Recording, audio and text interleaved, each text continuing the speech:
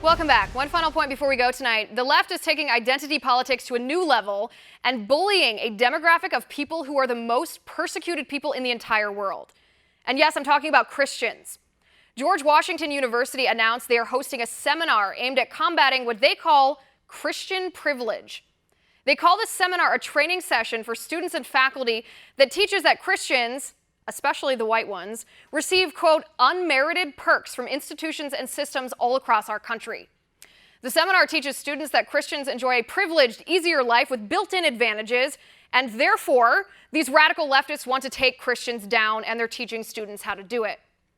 Now, you might notice that anytime the left attaches the word privilege to a characteristic, they're reducing us to either our immutable characteristics, like race, or gender, or sexual orientation, and doing this is the definition of racism, sexism, or negative stereotyping, or they are labeling us as oppressors. Let me tell you, I'm a practicing Catholic. We Christians are lucky. We are blessed to live in a nation like the United States of America, where we are free to worship the God that we choose without fear that the government will burn us at the stake, or throw us in jail, or brand us, or fine us, or stone us, or ostracize us, or kill us based on our religious beliefs. We are unspeakably blessed that our ancestors came to America to escape religious persecution and built this nation where we, their children, can go to Mass, or the synagogue, or the mosque, or the temple of the flying spaghetti monster and do it safely and freely. But the allegation that Christians are privileged, according to the left's politically correct definition of the term, meaning we oppress others by our very existence, let me tell you about Christian privilege. In New York State, a Christian husband and wife were forced by the government to either violate their religious beliefs on marriage or have the government shut down their business. Christian doctors and nurses all across our country can be sued and barred from practicing medicine if they decline to perform abortions because abortion violates their Christian values. And Democrats in Congress, by the way, refuse to vote in favor of a conscious protection for these Christians. Catholic nuns were forced by the government to pay for abortifacient birth control in violation of their religious beliefs. An elementary school student who shared Bible verses with his friends in the cafeteria at lunch was suspended for doing so by the school district. A college kid was kicked out of class for defending the Christian and scientific belief that there are only two genders. Christian parents in Ohio had their teenage daughters stolen from them by a court because the parents believe, based on both religion and science, that transgender surgery to turn their daughter into a man was not the best cure for her gender dysphoria. Vice President Mike Pence is mocked constantly by the left for his Christian fidelity to his wife. And the Christian belief in the sanctity of marriage and the sanctity of life is ridiculed by the left on a daily basis as misogynistic and oppressive.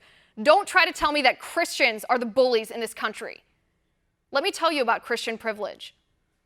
More Christians have died for their faith in the past 100 years than in all the centuries combined since the time Jesus Christ was born to this earth.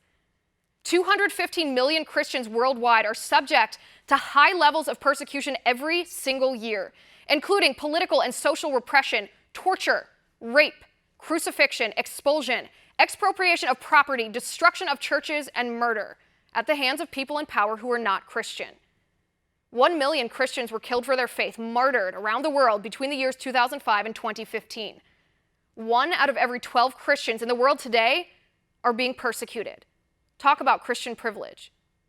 Or perhaps you're upset by the Christian influences in our country. The law based on Judeo-Christian values that illegalizes murder. The law based on Judeo-Christian values that prohibits rape. The laws based on Judeo-Christian teachings that makes it a crime to steal, assault, kidnap, violate, burn down, embezzle, cheat, or commit perjury. Perhaps you're offended by the Christian tenet that calls us to love our neighbor greater than ourselves, to serve others, love others, be kind, and share the light of Christ by our word, by our thought, and by our deeds. Or perhaps instead of teaching impressionable young people about the so-called role of denial when it comes to white privilege and Christian privilege, you should talk about the role of denial by the left when it comes to the persecution of Christians all around the world. And that's my final point.